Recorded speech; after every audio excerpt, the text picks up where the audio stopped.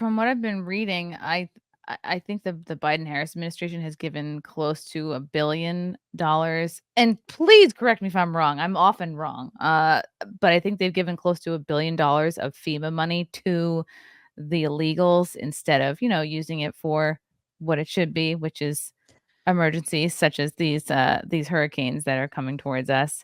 None of this probably shocks you. It just feels Right. like it's Yeah. been done I mean, sneakily, quietly I'm behind not our back. I'm not shocked by anything the Biden Harris regime does, but I don't know the exact number, but I know it's over $1 billion for sure. And of course, there's a lot of reports out about that, and they said they don't have enough money. And of course, Kamala Harris is now offering only $750, and it's like, well, what is $750 going to do? I am, a single woman, right? According to the government, I'm not married. I don't have children. I just have dogs. And my food bill, when I calculate all the food and the groceries and everything that I buy for my dogs every single week, it's over 200, sometimes $250. So how is $750 supposed to help somebody who just lost everything, doesn't have shelter? Maybe they have kids as well. It's just not a lot of money in this day and age. And when you look at the fact that illegal aliens are getting EBT cards and they're getting new clothes and they're getting housed in places like New York, I'm releasing the first episode of my docuseries today called The Great Replacement. And one of the places I visited throughout, making my documentary was the Roosevelt Hotel in New York City. And I remember seeing these illegal aliens, one of whom actually assaulted me. And we had to call the No. police. He tried to steal my cell phone. Yeah. And he ended up attacking the police officers. It's all on video. They were giving them free hotel rooms. And this was Yep. once a luxury hotel. This is a hotel that once cost, according to rates online, at one point they were charging $450, sometimes $500 a night to stay in this hotel. And so if that's what they're giving illegal aliens, it's really a slap in the face to all of these hurricane victims, many of whom are really struggling right now. I saw a Daily Mail report yesterday about how they expect to see a skyrocket in suicides because people have just been brought to their absolute brink and they are having a really hard time coping.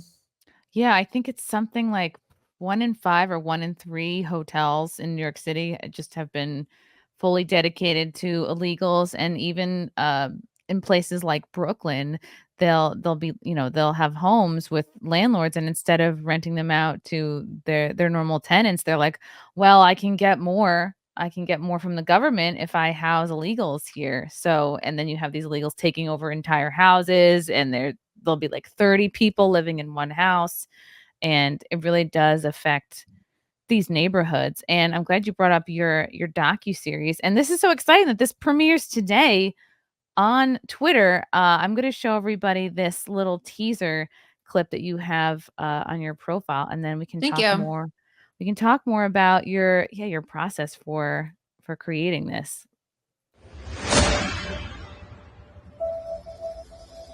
I know what a crime looks like. And I will tell you, an undocumented immigrant is not a criminal.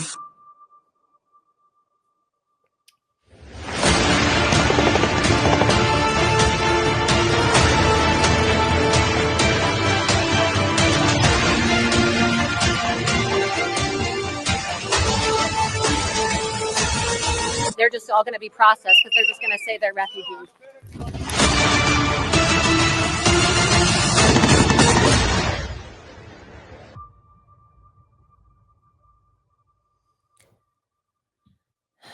Okay, wow, that's very scary, and I just can't believe that I don't know. I mean, we know it's happening, but to see it visually is like it's a bit startling.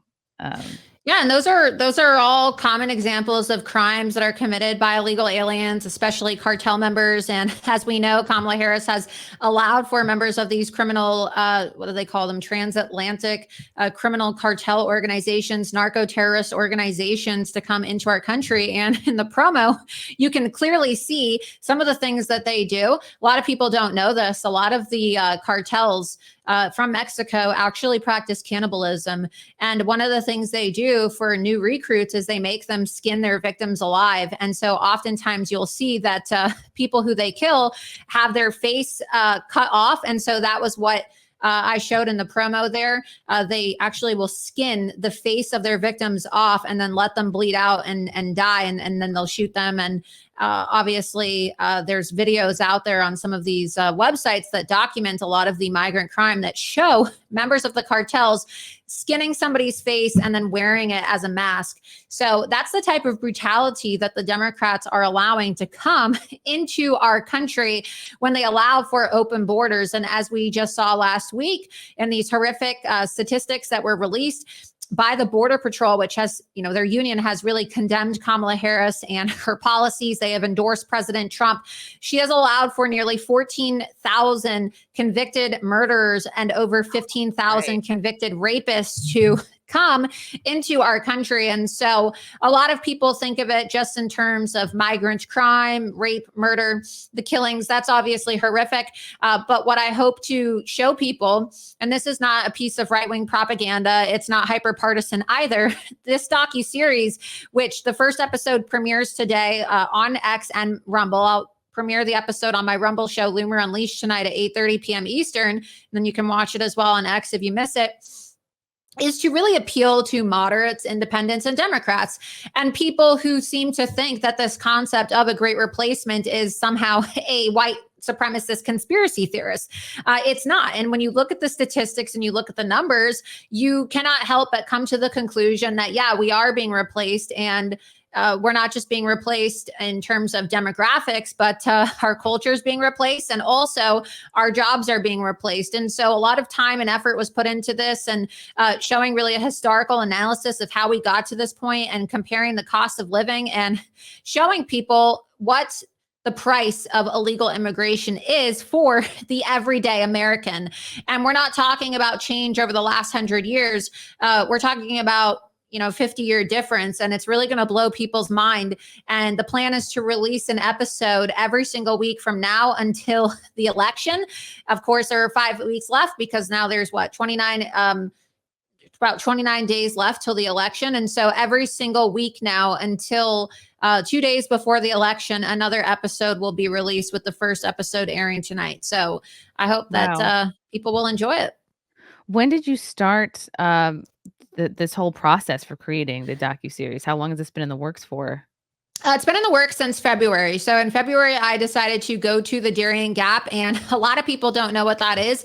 The Darien Gap is a transit point for illegal migration, and probably one of the biggest hubs in the world for like I said, the transit of these illegal aliens who are coming into our country from South America. And then I explained in the docuseries how they then make their way to the United States. People often think, oh, they're just coming in from Mexico. Well, what you don't know is that a lot of these illegal aliens first use the Darien Gap as a transit hub to then get to Mexico by taking a bus to Costa Rica, and then, going in through Honduras. And you'll see the maps yourself when I release this docuseries. And a lot of this footage has been released over the last few months because, I did a lot of reports about HIAS and some of the different organizations that are involved in the facilitation of illegal immigration into our country. It was the subject of a really big New York Times hit piece, and they decided to follow me in a very weird way. They kind of tracked me down. I had no idea how they tracked me down because, I was in the middle of nowhere in the jungle in Panama, but somehow the New York Times was able to track me, and they sent somebody to follow me into the Darien Gap, and they were taking photographs of me and trying to document the people who I was speaking to. And without me knowing about this, I guess they somehow were able to get the contact information for several of the Islamic immigrant illegal aliens who I interviewed while I was there, including a Somali illegal alien who was trying to get into the United States and said that he was very interested in participating in our political process. And so they tried to do this whole hit piece on me in which they said, oh, Laura Loomer ambushed illegal aliens. And they feel very targeted by her because in the previous promo that I released several months ago, President Trump actually shared it and it went quite viral. It received several millions of views online, and NBC News did a whole presentation on it. And, they were very triggered by the fact that President Trump had shared this ad. because of course they want to try to say that it's a white supremacist theory, when in reality, right, all you have to do is listen to these migrants. Many of them speak English. They will talk to you and they will tell you point blank, yes, I'm planning on coming to your country and voting in your election. One of the videos I released in anticipation for the release of this docuseries was an interview I did with an illegal alien named Lenny, who told me that he had family in the United States and he was planning on coming to the United States and coming in through San Diego, and that he was going to vote in our election. This, Wow. there are illegal aliens that I got on camera who were in the water, and they were in the migrant camp swimming in the dirty, contaminated river, the same place where people shit and, drink water. I mean, it's really unsanitary. We're talking real third world conditions here. And these illegal aliens were screaming, "We love you, Joe Biden. We love you, Joe Biden." And I speak Spanish and I'm talking to them. And, mind you now, Kamala Harris is now the new Democrat nominee for president. However, we cannot forget the fact that Kamala Harris is Joe Biden and Joe Biden is Kamala Harris.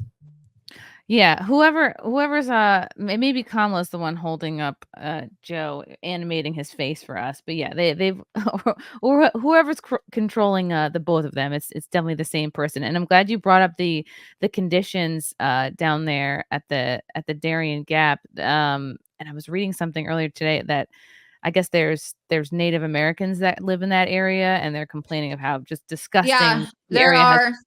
has. So they have the Embera. The Embera people are the indigenous people there in Panama and the Darien Gap.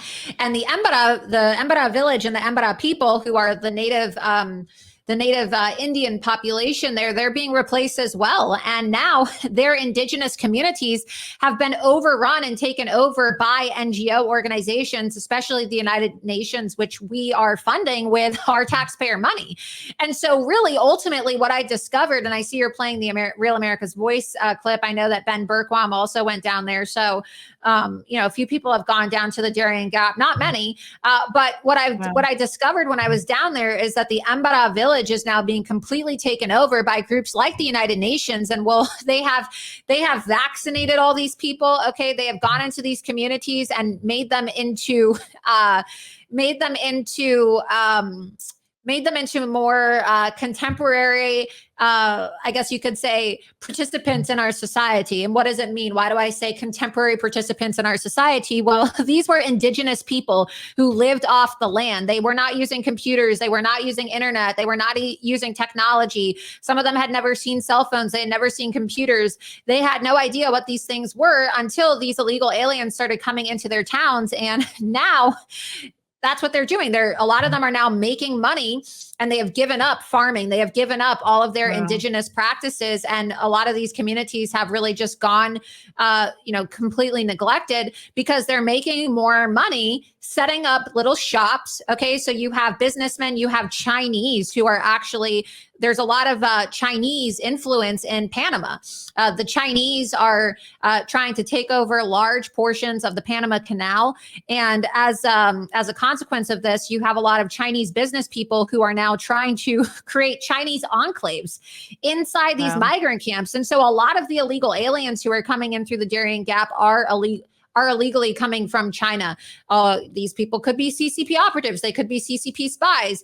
And one of the things I discovered actually when I was in one of the Embera villages is that they had Chinese stores. And so they told me that Chinese businessmen were coming in and they were driving supplies into these villages, and